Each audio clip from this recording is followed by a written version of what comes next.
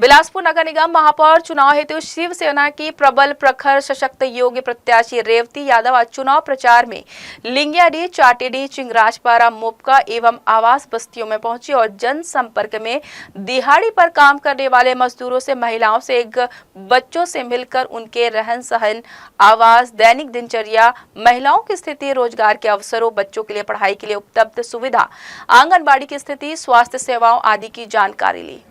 रेवती यादव लगातार जनसंपर्क कर रही है। इस दौरान स्थानीय रहवासियों ने बताया कि हमारी स्थिति जानकर क्या करेंगे, हमारे जनप्रतिनिधि हमें भगवान भरोसे छोड़ जाते हैं, जैसे तैसे हम स्वयं अपने जीवन का गुजर बसर कर रहे हैं। बिलासपुर महापौर को देखो तो सालों गुजर गया है, उनका चेहरा मन स्मृति में अब धुंधला धुंधला सा है। महापौर या जनप्रतिनिधि हमारे सुख दुख के साथी नहीं बन के विकास के आंधी तूफान के नाम पर हमारे सपनों के महल को उजाड़ कर चले गए और हमें ईंट पत्थरों के चार दीवारी में ऐसे ठूस दिए मानो पंछियों को पिंजरों में। महीनों तक हमने 3 मंजिल से नीचे उतर कर पीने का पानी भरा है। हमारी वृद्ध माँ एक कमरे में पड़ी रही। बच्चे पढ़ना छोड़ पानी भरने नीचे से ऊपर, ऊपर से नीचे आते जाते रहे। हमारी रोजी रोटी पर भी बहुत असर हुआ। बच्चों का ठीक से ध्यान नहीं दे पाते हैं। साथ ही आवास के आसपास बेहतर अच्छे स्कूलों की जरूरत है, जहां बच्चे की शिक्षा दीक्षा सही हो सके।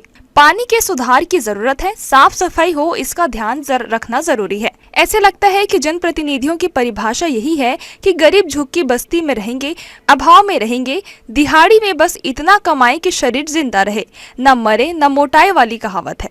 अब ऐसे लगता है कि हमारे इस प्रचंड दुख को किससे कहे, कोई तो हो जो कम से कम हमारे दुख को सुन तो सके। मैं अभी डबरीपारा में हूँ।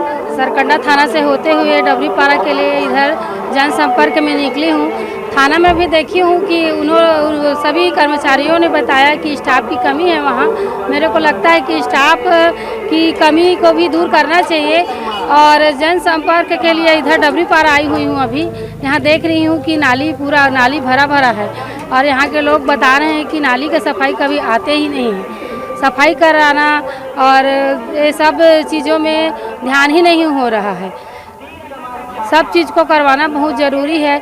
अगर जनता अगर मेरे को मौका देगी तो मैं इस सब चीज़ों में ध्यान दूंगी।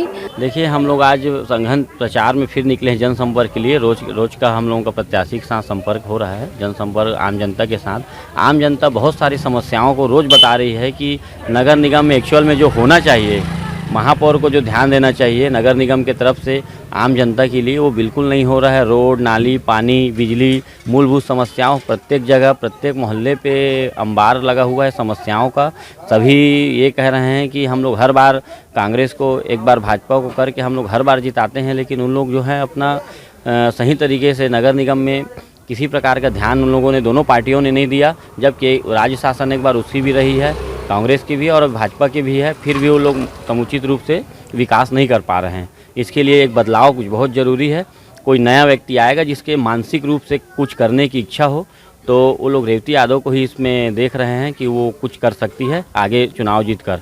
महापौर प्रत्याशी रेवती यादव ने विस्थापित किए लोगों को कहा कि मैं भी आप लोगों के बीच से ही हूँ। मेरे परिवार के बहुत से लोग हैं जो कि आवास में ही रहते हैं। आवास आवंटन में पूर्व प्रतिनिधियों ने जिनके घर टूटे, उनके घर में बुजुर्गों की स्थिति, उपस्थिति को आधार नहीं माना और जिसे जैसे हो नए आवास में शिफ्ट कराया। यही कारण है बुजुर्गों को, बीमारों को तीसरे मंजिल पर जगह मिला, पानी के लिए तकलीफें मिली, आसपास स्कूल नहीं होने से पढ़ाई प्रभावित हुआ, बुजुर्गों को तकलीफों का सामना करना पड़ा। निश्चित ही यह दुख का विषय एवं रणनीति की कमी को दिखाता है।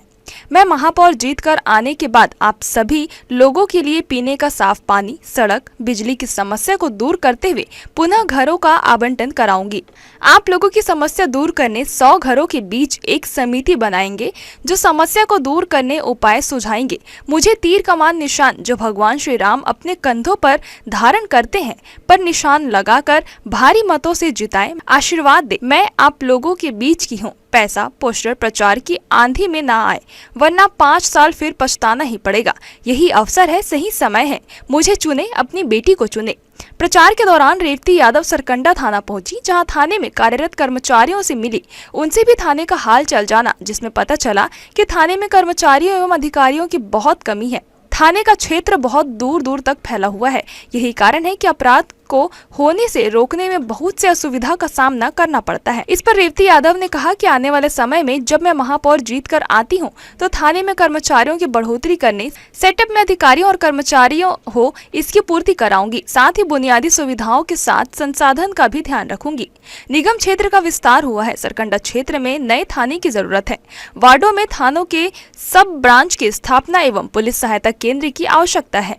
पुलिस परामर्श केंद्र की आवश्यकता है, जहां एक ही स्थान पर जिसमें पुलिस भी रहे और वकील को भी कार्यालय में विधि सलाह हेतु नियुक्त किया जाए, जिससे वे दोनों मिलकर नागरिकों को समझाइश देकर उन्हें बेहतर जीवन जीने की राह दिखा सके।